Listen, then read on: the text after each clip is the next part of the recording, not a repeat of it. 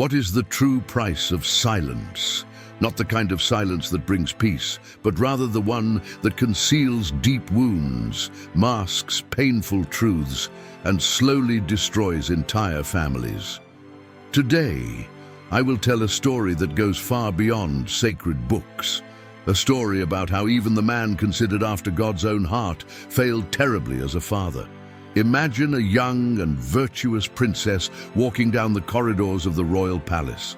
Her footsteps echo as she heads toward her half-brother's room, carrying only kindness and innocence. She doesn't know that she's about to live a nightmare that will change her life forever, and most shockingly, the deafening silence of the one who should have protected her. To grasp the magnitude of this family tragedy, we must first turn our eyes to Jerusalem, about 1,000 years before Christ. There, at the highest point of the city, stands the royal palace, where David, the greatest king Israel had ever known, lives. A man who conquered kingdoms, defeated giants, and composed psalms that still touch hearts today. But this is not a story about his victories. It is about his greatest defeat as a father. David built an impressive empire. His military conquests expanded the borders of Israel like never before. His kingdom flourished, and his name became synonymous with wisdom and justice. But within the palace walls, a complex dynamic was developing. With multiple wives and concubines, David had a large family with sons and daughters from different mothers, a common practice among monarchs of the time, but one that led to inevitable tensions. Among his children was Amnon, his firstborn and next in line for the throne.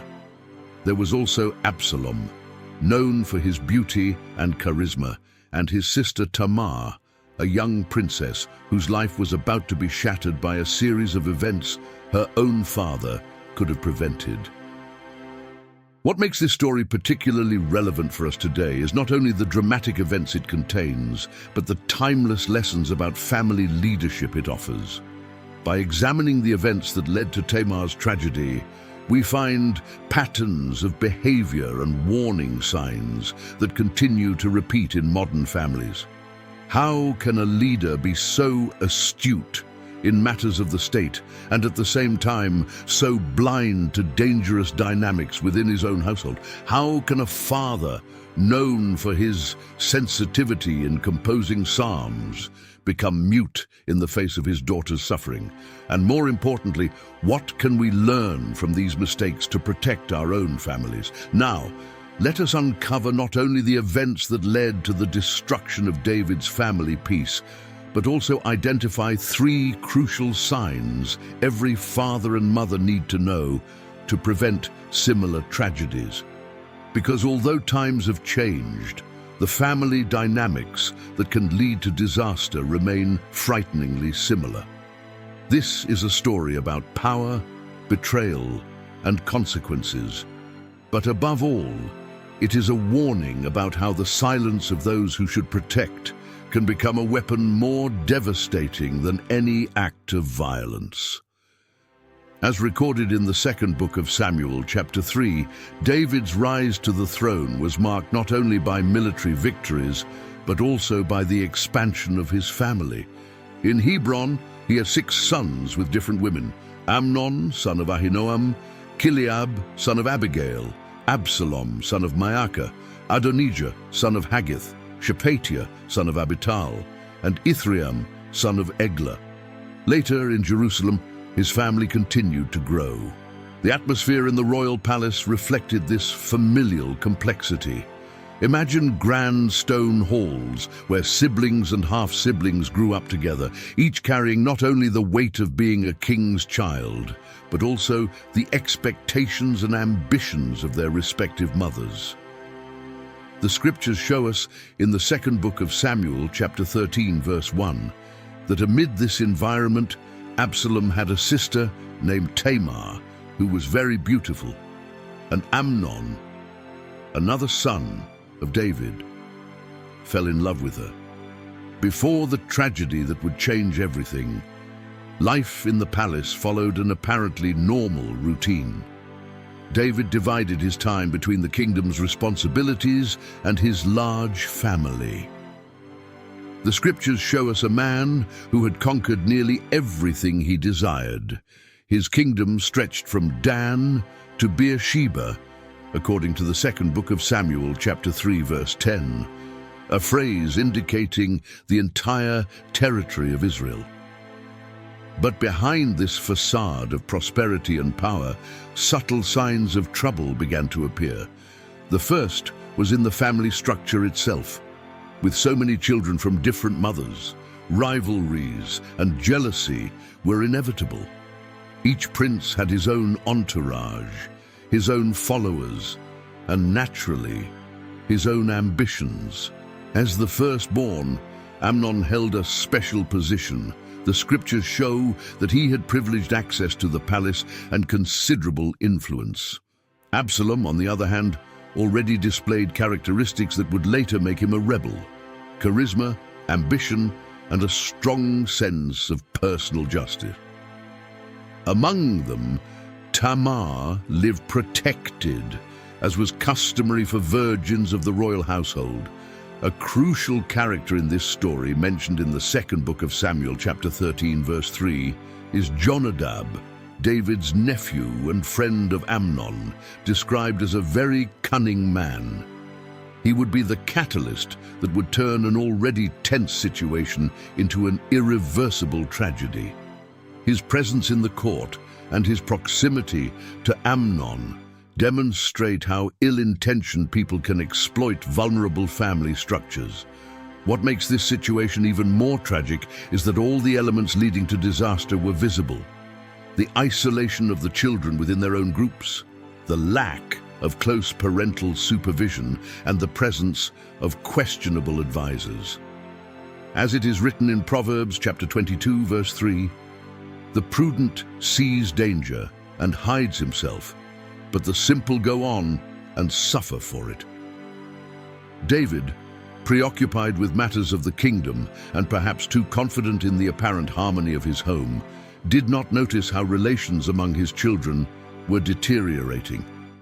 The same man who had the discernment to judge complex matters of the kingdom was losing sight of the dangerous dynamics under his own roof. The scriptures teach us in Deuteronomy chapter 6, verse 6, that parents should diligently teach their children, talking of these precepts at home, along the way, when lying down, and when rising up.